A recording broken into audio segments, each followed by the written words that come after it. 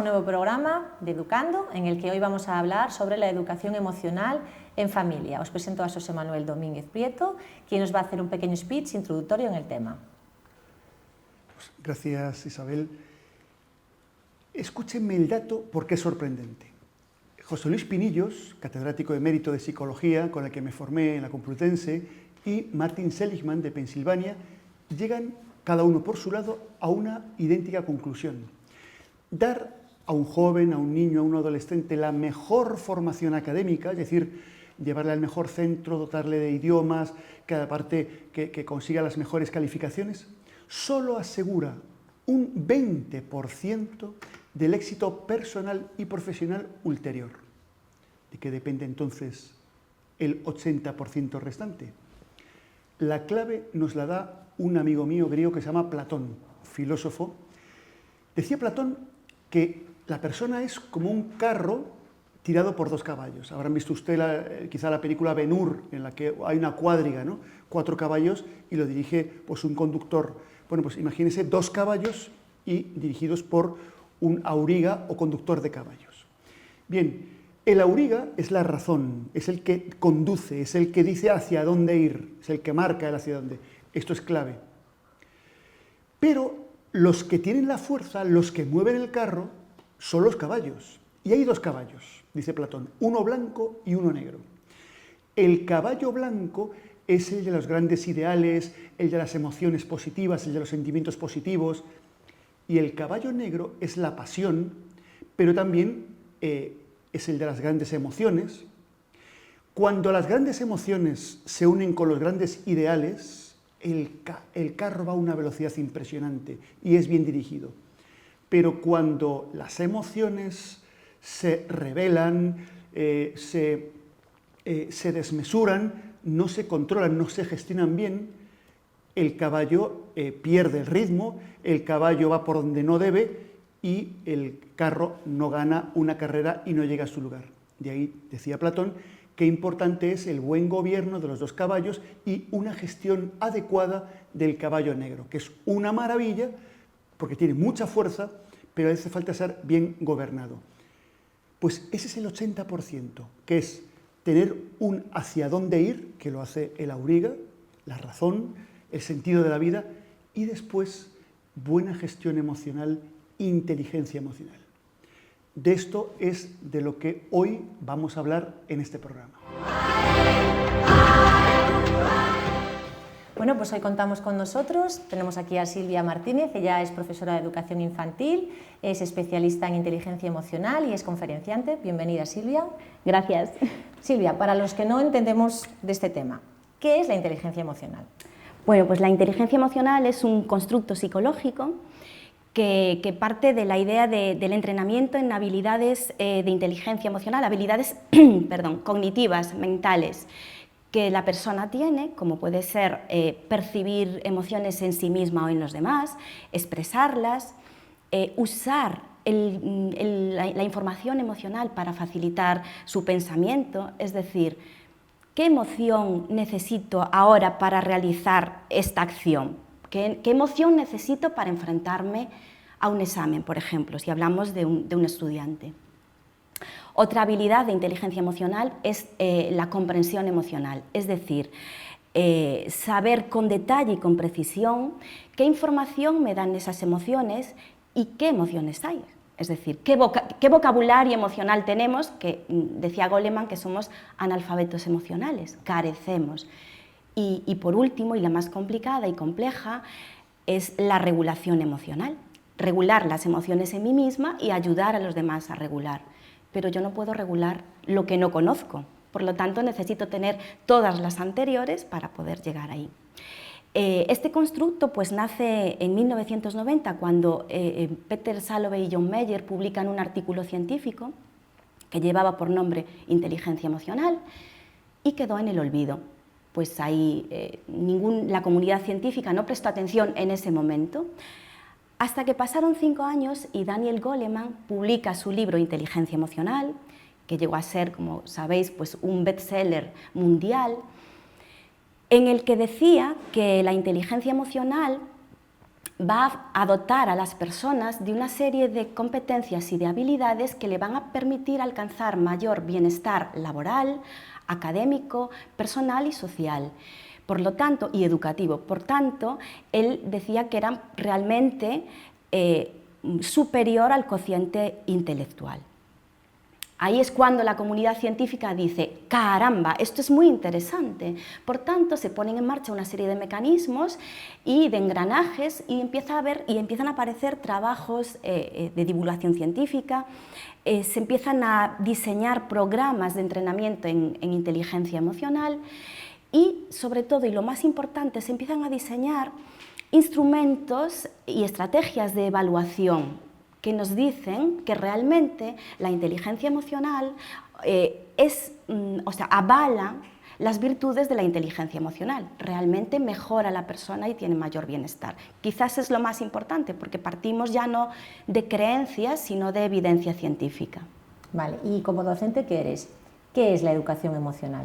Claro, si nos vamos si aterrizamos un constructo psicológico y lo aterrizamos a la educación, Rafael Vizquerra, referente nacional e internacional de educación emocional, nos dice que la educación emocional es un proceso educativo, continuo y permanente, donde se adquieren competencias emocionales que permiten a la persona enfrentarse a los retos diarios con mayor éxito y permiten a la persona y contribuye que la persona adquiera mayor bienestar personal y al mismo tiempo contribuye al bienestar social. Si nosotros desgranamos lo que es esta definición, pues entendemos que si es un proceso educativo, y todo el mundo entiende, es que se puede aprender, por tanto se puede enseñar.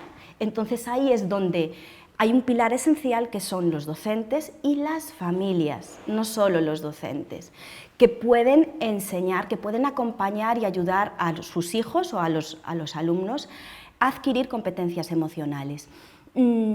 Por tanto, se hace imprescindible y necesario que seamos los adultos los que primero nos formemos, porque efectivamente las personas aprendemos por imitación. De poco sirve que yo le diga a mis alumnos o a mis hijos, tienes que comportarte así, si después, a la mínima, ante cualquier situación, yo tengo un estallido emocional y hay pues, un descontrol emocional. Ellos van a aprender de lo que yo hago, no de lo que yo digo. Entonces es un proceso educativo y es continuo. ¿Por qué? Dice Vizquerra, porque no es ahora hacemos una actividad, por ejemplo, en el ámbito educativo, de educación emocional y ya está. No, es un entrenamiento constante donde la persona pone en marcha sus habilidades.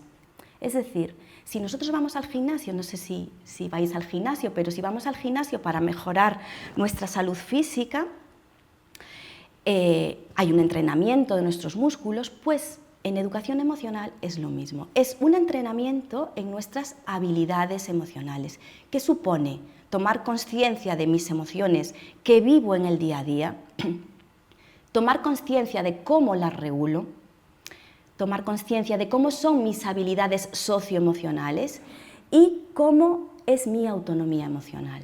Y eso es un trabajo diario y de la persona. Pero nuestros niños, el córtex prefrontal, si nos remitimos a la neurociencia, no se acaba de desarrollar hasta los 24 años, eso nos dicen. Por tanto, todos esos años anteriores van a necesitar del modelo adulto para poder regular sus emociones. Necesitan que les acompañemos a regular sus emociones y poco a poco van a ir haciendo ese engranaje.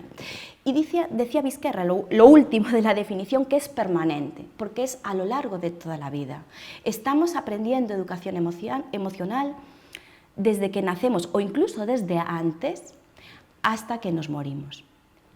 La educación emocional no está vinculada solo al ámbito escolar. La educación emocional está en el ámbito organizacional, está en las instituciones, está en las familias, está en las organizaciones, más allá y por supuesto también en la escuela. Ahí quería llegar yo. En las familias, ¿cuál es la importancia de la familia para que nosotros podamos desarrollar nuestras habilidades en inteligencia emocional desde que somos pequeños hasta que vamos haciéndonos más adultos? Claro, pues es un pilar fundamental que va a acompañar a la escuela. Desde luego que en el ámbito educativo podemos establecer programas de entrenamiento, pero es en el ámbito familiar, en el día a día, donde los niños y las niñas, donde las personas desde pequeños van entrenando sus habilidades y sus competencias de inteligencia emocional. Por ejemplo, desde un niño pequeño, si yo niego la emoción que siente, ya de entrada no le estoy ayudando a que haga una buena regulación emocional, porque si no existe esa emoción, no la puedo regular. Entonces, el primer vínculo que podemos hacer con nuestros niños es hacer una conexión emocional. ¿Y cómo podemos hacer un proceso de conexión emocional con nuestros hijos? O con nuestro alumnado, si lo llevamos al ámbito educativo, pero tú me preguntabas por el ámbito familiar.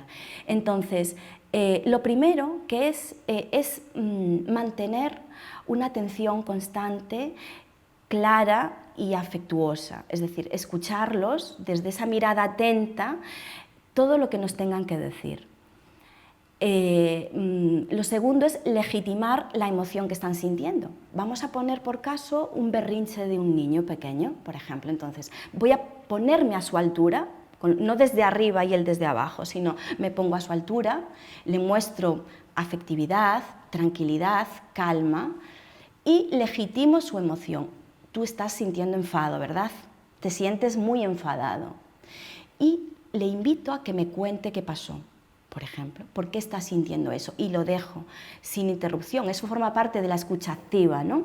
No interrumpirles. Sí, en tal caso, lanzar preguntas abiertas que permitan que se vayan explayando y que nos cuenten más. Y por último, hacer una narrativa o parafrasear todo lo que nos ha dicho. Entonces, tú te sientes o tú sientes enfado porque ha pasado esto, esto y esto. Le vamos dando un contexto. Desde el momento que nosotros ponemos nombre a lo que ellos sienten, empieza a haber una regulación emocional. La intensidad emocional está bajando. Y a partir de ahí podemos ofrecer soluciones o alternativas a la persona, sobre todo cuando son pequeños, que no va a salir de ellos. Cuando empiezan a ser más mayores sí que podemos preguntar, ¿y tú qué puedes hacer ante esta situación? Por ejemplo, en familia, hablar de emociones, mostrar nuestras emociones no es malo. Es decir, cuando le decimos a un niño, no llores, no pasa nada. Llorar es un síntoma de la tristeza. Pues sí, sí que pasa. Lo que no podemos quedar es sumidos o secuestrados por esa tristeza. Pero mostrar la tristeza es natural. Es la primera parte para poder regularla y para poder avanzar. Entonces, normalizar la vivencia emocional y dar estrategias para que regulen, sobre todo en nosotros mismos. Si yo como familia, como madre, no regulo mis emociones, a ellos les va a costar muchísimo regularlas, porque van a aprender por imitación, aprendemos por imitación. Es mucho más importante lo que te veo hacer a ti o lo que mis hijos me ven hacer a mí que lo que yo les pueda decir. Van a aprender de lo que yo hago. Si yo a la mínima pues salto secuestrada por la ira y el enfado, que es la emoción más complicada y la que más necesitamos regular, porque nos lleva a momentos de violencia, ellos van a aprender que lo normal es hacer eso.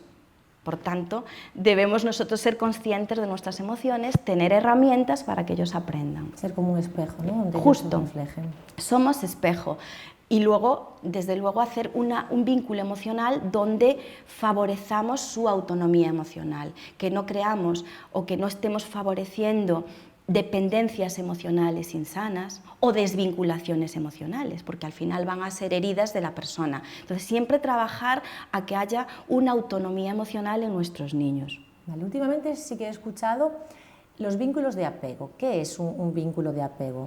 Vale, un vínculo de apego es ese vínculo afectivo que se genera entre una criatura, una persona cuando nace, y una figura o dos de apego, ¿no? Dice Mary Ainsworth y John Bowlby, que son los padres de la teoría del apego, dicen que como mucho dos personas de apego. Esto lo compartimos con animales, con los mamíferos, es propio de los mamíferos. Necesitamos de ese apego para sobrevivir. Entonces, claro, lo ideal sería un apego seguro con nuestra figura de apego de referencia, pero se dan muchos casos de apegos inseguros, con lo cual va asociado a lo que decíamos antes, a baja autoestima, a problemas de dependencias emocionales en relaciones futuras con amigos o con parejas.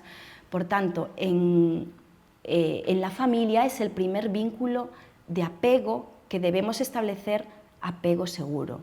¿Cómo podemos hacer o cómo podemos favorecer un apego seguro?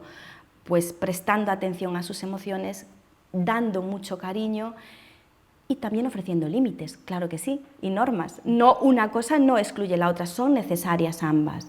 Vale. Mira, ¿podríamos utilizar la educación afectiva como un factor de protección hacia ese menor, hacia ese joven? Efectivamente. Volviendo a Rafael Vizquerra, nos dice que el desarrollo de competencias emocionales fundamentalmente es un factor de protección primaria e inespecífica. Es decir, una persona con un nivel de competencia o de inteligencia emocional va a maximizar tendencias constructivas y va a minimizar tendencias destructivas. Por tanto, va a ser un factor de protección frente a conductas de riesgo. Por ejemplo, consumo de sustancias de diverso tipo.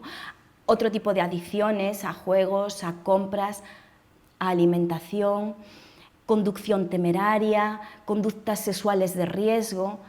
Es decir, es un factor de protección contra esa vulnerabilidad de la persona ante situaciones, bueno, sociales que puedan poner en peligro su bienestar y su integridad.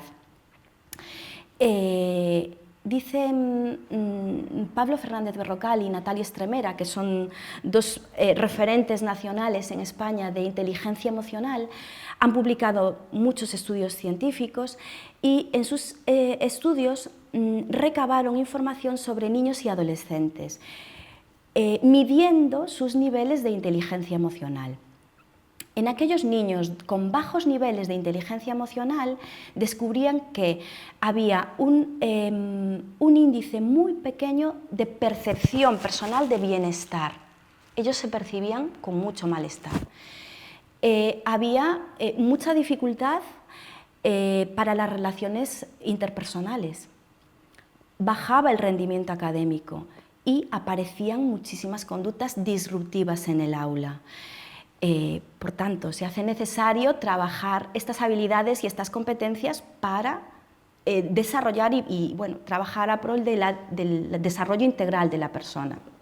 Vale, a ver, un tema que está afectando a la sociedad actual es el suicidio. Entonces, yo creo que se podría vincular la educación afectiva como prevención al suicidio. Efectivamente, ya que sacas el tema y no lo habíamos mencionado antes, fíjate, en los datos recogidos por el INE en junio de 2023, referentes al año 2022, dice que en España el promedio de suicidios diarios es de 11,2 personas que mueren por suicidio. Desde los 15 años a los 29 años de edad, la causa absoluta de muerte es el suicidio.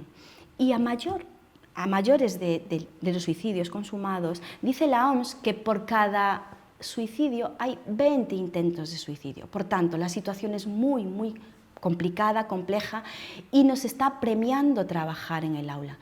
Claro que sí, claro que la inteligencia emocional y la educación emocional es un factor protector, porque no solo trabajamos nuestra conciencia emocional y nuestra regulación, sino que estamos trabajando habilidades de vida y bienestar. Estamos poniendo el foco en aquellas emociones positivas, agradables, que nos hacen sentir bien.